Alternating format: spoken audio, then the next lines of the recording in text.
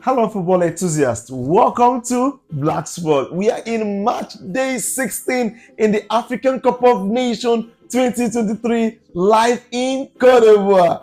I am your host, like always, Insonet Uche, and with me here is EK-wise, it's match day 16 and we are ending the run of 16. Yeah, that's true. Such a coincidence, you see? Yeah, that's true. It's been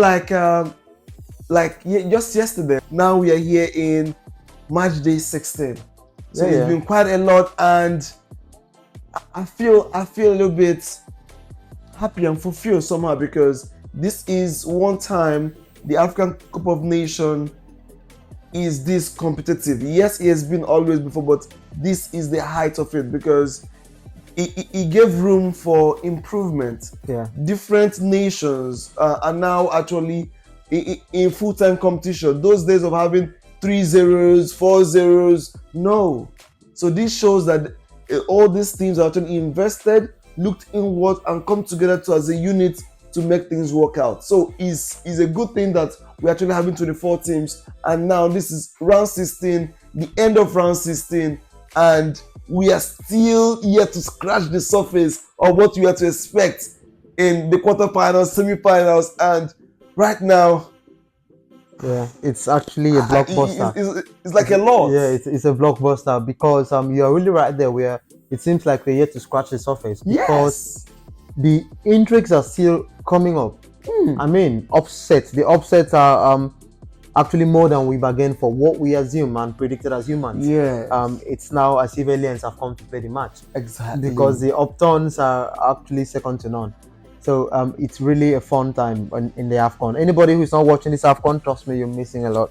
All right, so this is just, let me give you, put you up to speed to what we have today. We have the first game between Mali and Burkina Faso, with Mali winning by 2-1, and also Morocco and South Africa with a shocking win by 2-0 against the Moroccans. This is the shocker of the day. Yes, that's the shocker of the day. Wow. I mean, with respect to the Mali game and Burkina Faso game, I actually saw that coming. Yeah, you predicted that. Yeah, yesterday. Mali are more experienced in this kind of competitions. Yeah. Though Burkina Faso played the 2013 finals with Nigeria, but that was a one-off. I remember the ban says back then. But now I knew Mali were gonna get the better of the day. So I wasn't really that surprised in terms of that particular match. But the South Africa game versus Morocco, man, that was the shocker of my life. That is it. That is it. I watched the game and I didn't see South Africa play anything. The only thing I saw, the only thing I noticed that they did was that they came with a game plan. Exactly. They came with a game plan to defend, counter. It worked 2-0. Yes, and no one could actually believe that South Africa will come out of this fight with a comfortable 2-0. I mean, clean sheet, bro. Come on. That reminds me of next level. Iwobi said something. He said, a win is a win, no matter how you win. I'm telling you, but take your win and go. You don't need to play the fanciful. At the end of the day, when it's being recorded in history that this country won the Afcon, it's recorded that Nigeria won Afcon or South Africa won Afcon. Nobody wants to know what happened. Who played the most beautiful game in Afcon? Nobody cares. Nobody cares. Just like last time that Chelsea won the Champions League with Drogba win the only outstanding player in that team. Something like that, that was one of the time I saw Chelsea win a tournament that they struggled. They were the best team in the tournament. I mean, I think it was their destiny. Yes, exactly, because that was there's nothing can tell me, because they struggled. I can remember against Barcelona, they were all defending through their lives. Yes, they were. Oh my God, they were. But remember when Fernando Torres scored the goal? And, yes. So it's like that. It's your luck. It's a luck thing, and that was the first time I saw people carry the trophy, but they were not the best team in that tournament. The thing is, once it's your turn, it's your turn. I mean, when Zambia won in 2015, it was their turn. Yeah. You understand? So it was time for them to win. So I mean, in terms of the match against Morocco and South Africa. Yeah. I was thinking because Morocco has big names, you know. Yes, Amrabat is mounting in the field. What's called We have Hakim Ziyech, we have high the tempo. Hakimis, and we have the Unahi. Then we have the other striker that has scored all to 22 goals for Morocco in terms of country caps that he has. So Morocco were actually the favourites from all angles. Yes. They played well and fantastically well in the group stages. And South Africa were kind of struggling. The only outstanding win South Africa had was against Namibia. Yes, they struggled. So they struggled. And then Namibia was the shock. That was when it turned around. I mean, I was like, wow, that win was a turnaround. Maybe that was what actually 4-0. Yeah, that was 4-0. Yeah, that was what gave them the morale. Yeah, that's we can do this. Yeah, we that's can what do I think. this. And now look at it, shocking 2-0, and Aramat got a red card. Yeah, Aramat got a red card. I mean, he deserved a red card because it was a deliberate push. He was the last man. Yeah, the last man. You understand? Yeah. He was the last man. That push was not like unintentional. It was an intentional push. You're the last man. If the guy had gone through, probably would have scored a goal. Yeah. And look at how funny it is now. He got a red card and left the pitch. And the red card he got gave the South Africans a free kick, and they scored the free kick. And that was it. And that was what sealed the game. And that sealed it. They were now hopeless. Hakimi now lost a penalty. How would you miss a penalty at this critical point in time? There's one thing I keep saying about taking penalties. If you know that you are in doubt, you shouldn't even think of it. If you know you're in doubt, just leave that spot kick. It's not a must.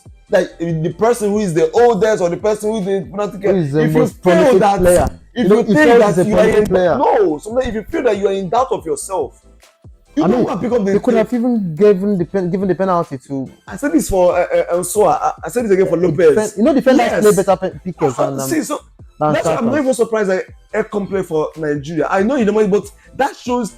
See, if Osimhen has played that penalty, I think he might miss it. I'm not saying because sometimes there's some. I don't know how it works. It's the weight. It's too much. Yeah, it's the weight. It's the weight on your shoulder. It's the burden that you're actually facing. That is why you see Messi missing it in occasions. You miss it. In the World Cup. Yeah, so you see it. Sometimes it's too much. Leave it. Let it go. Let someone else take that in. It's more like when someone was asking me that there are some players in the Nigerian squad that are yet to touch the grass. I was like, at the end of the day, it will register that you won the tournament. It will register who played and who did not play. Exactly. So far as the team is winning, let's forge ahead. Let's move on. Let's keep going. Except things are not working fine, or maybe it's also good to have an option. I know why people are saying this was because having Ahmed Musa on the bench, having the likes of Iheanacho on the bench. Iheanacho's own is understandable. He just came back from an injury, and he needs time to pick up. You don't use the big games to make trials for your fitness. So at this point, you have people already there doing the job. Let them continue. Doing the job. The guys that are fit. SS. If we need support, maybe we need something. For instance, now if you beat Angola 3-0 first fresh legs. Put them for fresh legs too. So, but now is very critical time. So you don't just introduce a fresh leg when people are actually try to synchronize their movements and they've known how they're playing. Introduce a new person now is this not the right time? Yeah, you're right there. I really support you on that. Let's just continue with what we have. Exactly. That was going to turn out. So we are now going to be on the lookout for the round of 8 games, the quarterfinals. Yes. So that's another thing to look out for. It's going to be another spin of upset because something within my spirit is telling me that an underdog will eat a mega dog. Oh, really? Something is telling me there will be an upset. I know we've seen lots of upsets, but more would be coming. So can you put us through the fixtures that we got? So we have the first one. You have Nigeria and Angola, and then you have Cape with South Africa, Mali and Ivory Coast, and Congo DR with Guinea. Oh, this is it. We have 2 tough matches. This is it.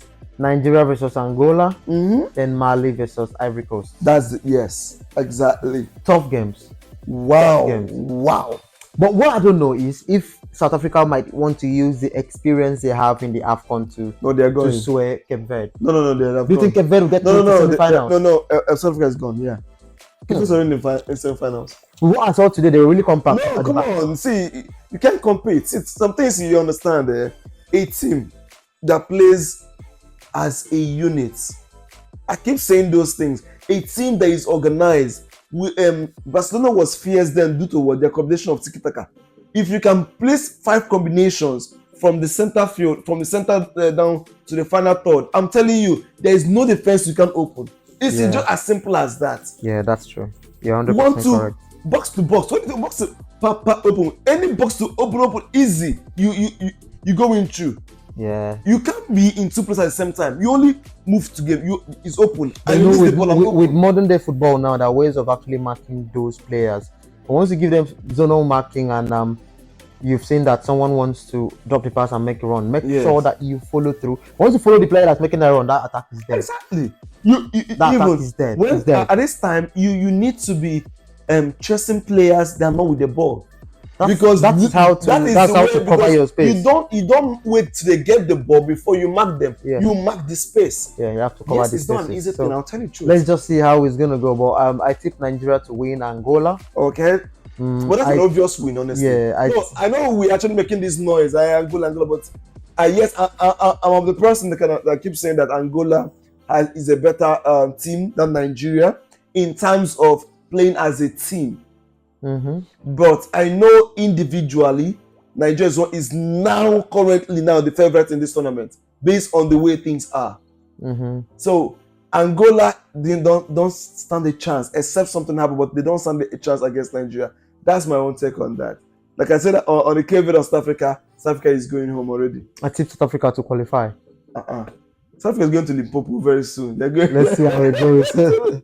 Who's next? Okay, you have Mali and Ivory Coast. I feel the home fans. Ivory Coast should win. Ivory Coast should win that game. Yes, at least because luck has been with them, and I feel that they qualified by sheer luck. Against Senegal, I know Senegal did their own part by actually chipping out. They allow the Ivorians play. But Ivorians surprised me in the way of maintaining the composure. I think changing a coach actually has a role to play there. Yes, now they're motivated, but I'm yet to see the impact of this coach in terms of because the players you feel is almost something that you feel that yes, he made some changes he's gonna have. He's still running by the same blueprint of the previous coach.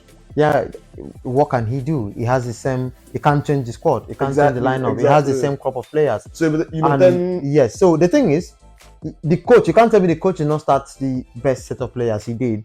The only thing is the tactics you are giving to those players you're starting, and the style of play you want them to adopt. So now he's been through the quarterfinals, through to the quarterfinals, and he has a bit of time to embed his own discipline, his own tactics, and his own style into the players. And even if they can adapt 100%, they should be able to copy the style. Professionals, they should be able to do that. 70%. Yeah. And if they can do that and play in the quarterfinals, get through, adapt more in terms of the semifinals, get through, and let's see if they'll be able to go through to the finals. Yeah, I don't think he actually needs to do much either as well. They're already in quarterfinals, so you have like how many matches? Just hold on to 2 more matches and you're in the finals. Yeah, so quarter, semi-finals, 3 games to go. Okay, you have Congo DR and Guinea. Oh, this seems a little bit tough. What I see Congo winning. Yeah, I tip Congo to win. Yeah, I see Congo winning. Yes, I know yesterday I said about Guinea. I said Guinea yesterday, isn't it? We did not make a prediction. We didn't. Okay. No, we didn't. So that's Congo. Yes, okay, that was the previous one I tipped that was the previous one. So I tipped Congo as well. All right, so we seem to be in the same page except for Cape Verde and South Africa. Yeah. I just feel South Africa would use the experience they've got in the tournament. I mean, they've won the Afcon before, so there is this spirit that comes with someone that has done it before. Yeah, he feels he has an edge over you, and once someone comes to a fight against you, knowing that he has all the advantages and he has the pedigree to defeat you in that fight and give you punches that you can't withstand. Yeah, it's you need to do harder. You need to work times 2 of the something. To prove him wrong. Exactly. By beating him silly. Yeah. So I feel the Cape Verdes really have to prove themselves out there. Okay.